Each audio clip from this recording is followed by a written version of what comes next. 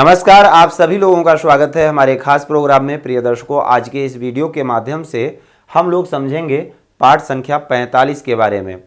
पिछले वीडियो में हम लोगों ने जाना पंच तत्वों के बारे में। 5 तत्व हैं, कौन कौन से ग्रहों को कौन कौन सा तत्व प्राप्त है, कौन से तत्व के कारक कौन से ग्रह हैं। इस वीडियो के माध्यम से हम लोग जानेंगे त्रिदोष के बारे में।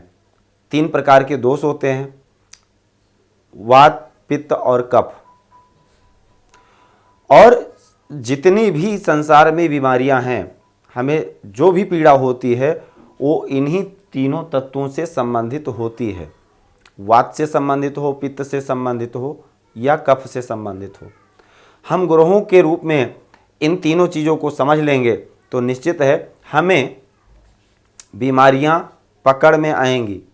हम समझ पाएंगे कि यहाँ पर जो परेशानी है वो किससे संबंधित है, वात से संबंधित है या पित्त से संबंधित है व कफ से संबंधित है। तो सबसे पहले हम बात करें पित्त की, तो पित्त के कारक कौन कौन से ग्रह हैं? सूर्य और मंगल। देखिए, इससे पहले हम लोगों की बात हो चुकी है राशियों के बारे में। 3 राशियां अग्नि तत्व की हैं। कौन कौन सी? मेष, सिंह और धनु। वहां पर मेष राशि के स्वामी मंगल हैं, जो कि अग्नि तत्व की राशि है, और मंगल पित्त के कारक भी हैं। और वृश्चिक राशि के भी स्वामी मंगल हैं, जो जल तत्व की राशि है, और जल तत्व की राशि कफ प्रकृति में आती है, और मेष राशि पित्त में आती है। तो वो राशियों का फल स्वरूप है। यहां पर आपको ग्रहों के फल स्वरूप को समझना है।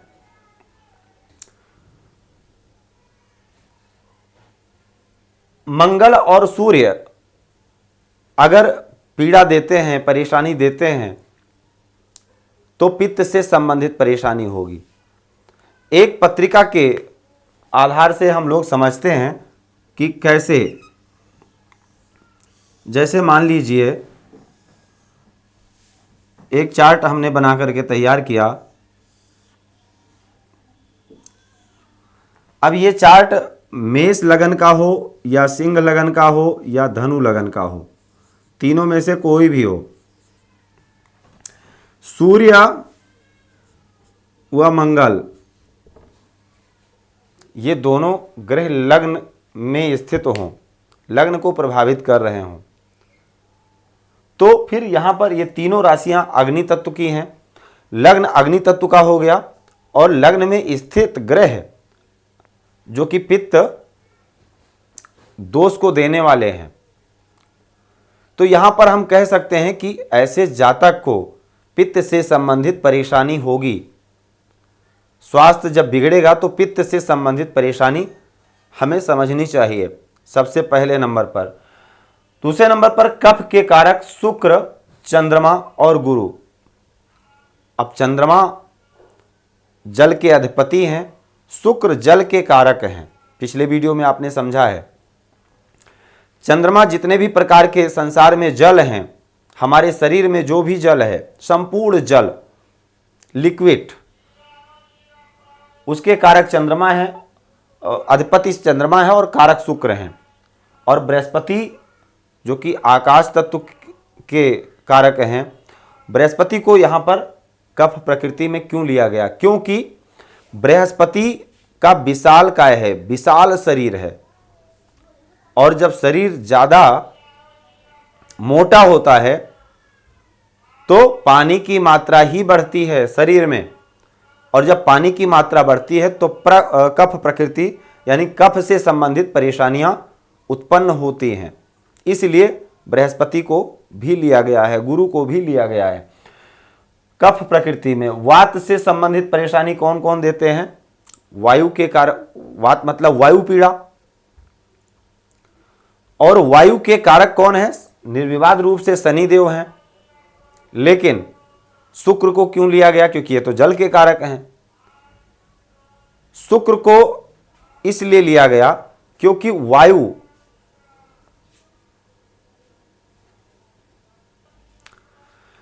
या तो जल ज़्यादा होगा शरीर में या जल कम होगा, तो वात से संबंधित परेशानियां उत्पन्न होगी। तो वहां पर शुक्र को देखना अनिवार्य हो जाएगा, क्योंकि शुक्र जल के कारक हैं। जल की कमी होगी तो भी वात पित्त उत्पन्न होगा, वात से संबंधित परेशानी उत्पन्न होगी। और अगर जल अधिक मात्रा में शरीर में हो जाएगा तो भी वात से यानी वायु पीड़ा परेशान करेगी। त्रिदोष, त्रिदोष का मतलब ये तीनों प्रकार के जो दोष हैं, इसमें से कोई भी कौन देगा? वो बुध देंगे। बुध के लिए हमेशा कहीं ना कहीं ये विवाद में ही रहे हैं। बुध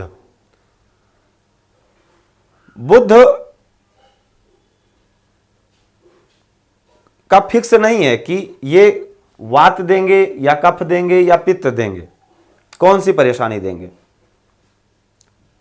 ये हमेशा कंफ्यूजन में रहते हैं। और वैसे भी अगर देखा जाए तो राशियों पर अगर आपने अध्ययन किया है तो राशियां जो मिथुन राशि है और कन्या राशि है, दोनों राशि के स्वामी हैं बुध।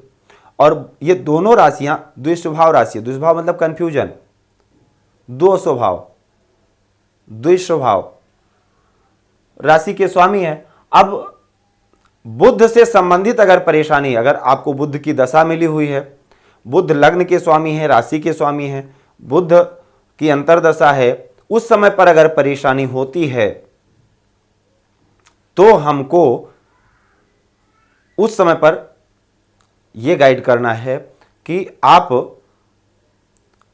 थोड़ा सा परिवर्तन करके देख लीजिए। अगर ये दवाई फायदा नहीं कर रही है तो दवाई बदलना चाहिए। यहां पर कई बार प्रश्न आता है ऐसा लोगों का कि ये दवा डॉक्टर की नहीं सूट कर रही है, नहीं फायदा कर रही है, 3 दिन हो गए, 5 दिन हो गए, क्या डॉक्टर बदल देना चाहिए, हॉस्पिटल बदल देना चाहिए?